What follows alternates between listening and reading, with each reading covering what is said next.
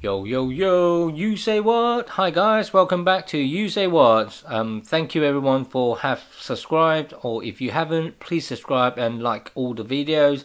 It will be much appreciated. Let's go on to what we gonna talk about today's topics. So we can look at the transfer window lines up, homegrown player rules, how will who will not be in Arteta's team sheet, as we know, and who's paying Gunnosaurus wages. Where will Saliba goes next? So, and you say what? So let's go ahead because we've got loads of talking about today. So let's go on. So as everyone knows that the transfer windows has been closed with the European side as well. But the EFPL still open. So but so far of the transfer windows, my startup 11. So I have gone with the 4-2-3-1 lineup. Okay, and of course, firstly, my goalkeeper will be Emi Martinez, the ex-Arsenal's goalkeeper, gone to Aston Villa. And then my right back will be Alex Telles. He's gone to Manchester United, as you can see. And then my centre right back will be Ben Godfrey to Everton. And then, of course, the left centre back will be Gabriel. That's gone to Arsenal. And left back is Timothy. And then, of course, there's two centre back.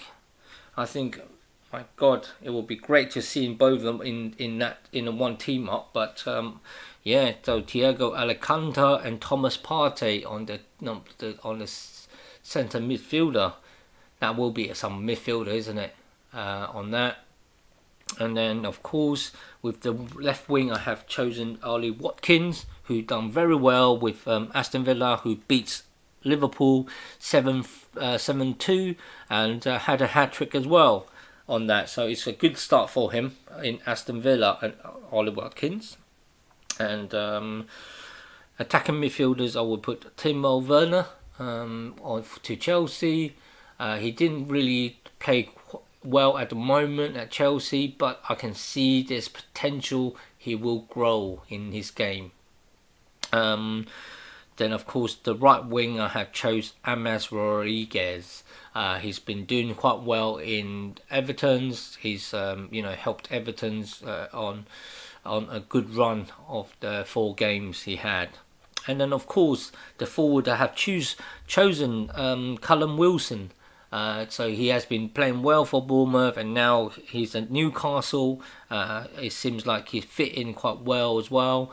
And as well, he has already been playing in Premier League, and that will help him a lot as well. So these are my first 11 of the transfer windows players that came to the Premier League.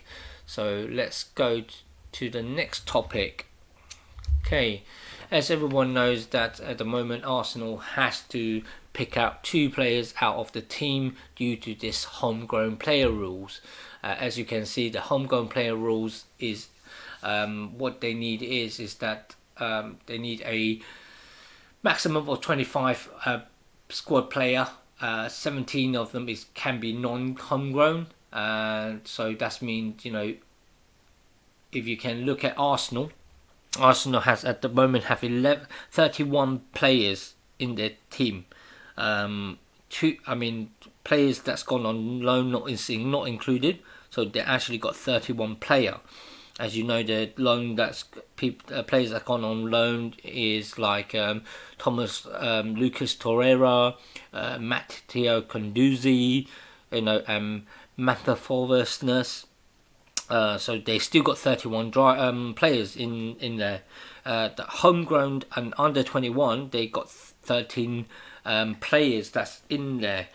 So if you're looking at it, you're looking at there's 18 non-homegrown. As you can see that, but the only thing is, I think Saliba's will be going on loan. they're looking to get him to be on loan this season. That will be my next topic, and of course, so they need to get rid at least 1 or 2 players on that. Okay, so the players that Arsenal might be looking at possibility of not in the team sheet, it will be Mirza Ozil or Socrates. As reports say that these 2 players will be left out of Arsenal 25-man Europa League squad. As you know that Saliba will be going to loan, and then of course Gabriel also is missing due to his long-term injury. So I think that's what it is. The reason I have my opinion is it is a good choice, because this is my 2 choice if they do select these 2 players not to be in the squad. Firstly is that Socrates is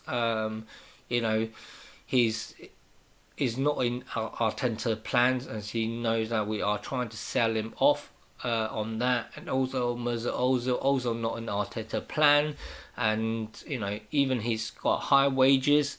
I think he's gonna just see out his contract on that. So these 2 players will not be in the Europa League lineup on that. So these are the 2 main. Next one is this one. Also happy to pay for Gunnersaurus wages. I mean, this news, my opinion is that it's go on and ongoing.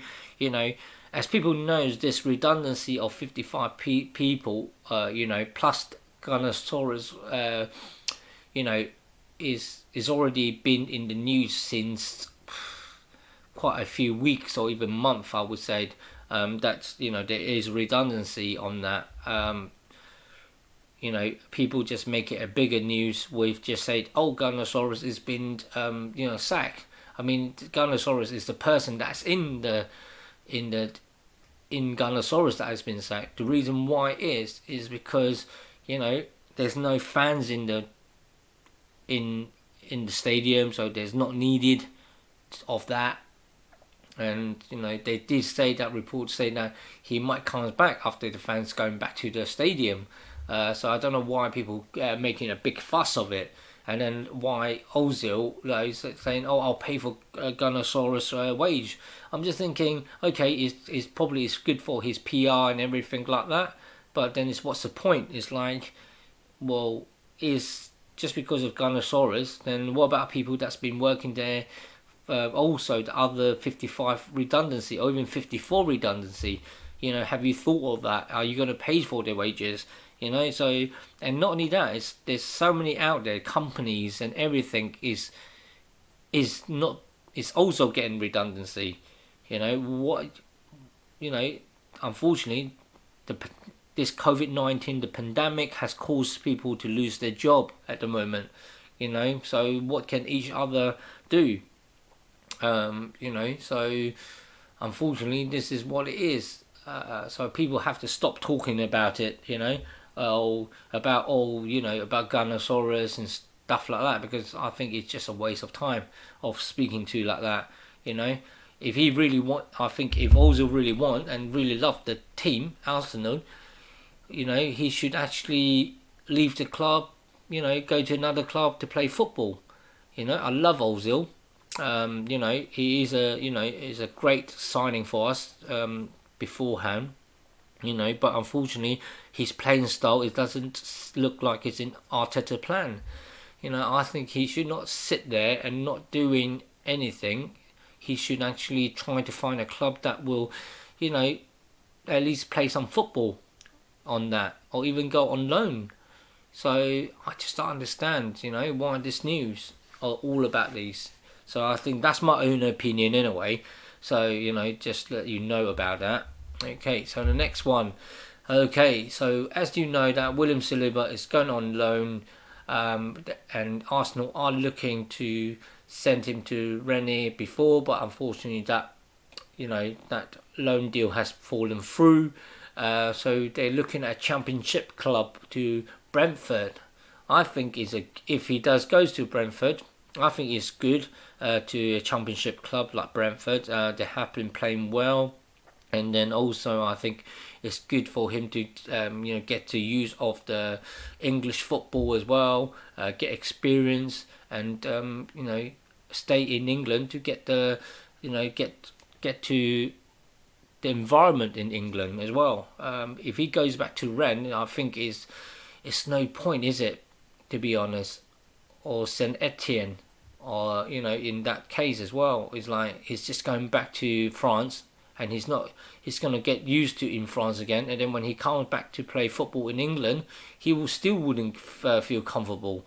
So I think it's best that he goes to a championship club, or to just get the use of English football and the environment here. So it will be a good move if he goes to a championship club to get some experience and get to settle down in England on that.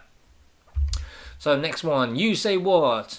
Okay, so as everyone knows that Kieran Tierney was on international football in Scotland, and then of course one of his teammates actually received a test that is positive, but then Kieran Tierney has tested negative, so now at the moment he's in quarantine for 14 days, so he wouldn't able to play in the match with Manchester City.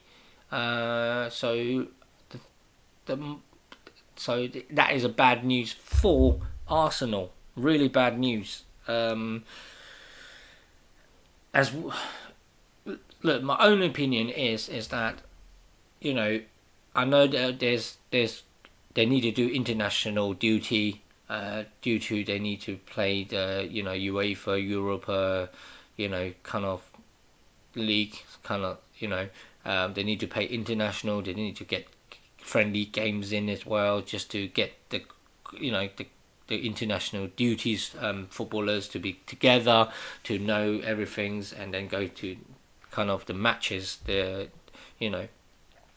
but thing is, if you look at it a different way, is that he's tested negative. I understand, he needs to quarantine for 14 days just for the time.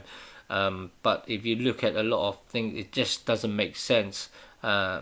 In certain way, it's like, just like for example, Sadio Mane, Thiago, and even now Sakiri is all tested positive in Liverpool squad. And why didn't the Liverpool squad have to quarantine the people that are around them? Have to quarantine as well. Then why this is, Kieran Tierney has to be quarantined for 14 days when he's tested negative, and also he's, just because he was around that player, so it is a bit doesn't make sense. Doesn't make sense at all. So I think Arsenal and Scottish FA is talking about it and trying to come to a on that. So I think that why we cannot play Kieran Tierney in Manchester City if that rules don't apply to Liverpool as well and other. So I do understand is the risk of it. That's the reason why they want people to quarantine. That people, if you're next to someone that is tested positive, that you need to have the 14 days quarantine. I understand the risk of it. So that's probably one of the cases. But it just, unfortunately for Arsenal, we might miss out on Kieran Tierney unless they can come out of something onto that. So that is a bad news for Arsenal. I really want us when we play Man City, we can actually have a full good squad in the team. So yeah, that's it from USaidWatz. Hope you liked the video. Please subscribe, hit the like button, and share the video. And if you have any comments, please put below, and I can reply back to you. So that's it from me. Peace out. Bye bye.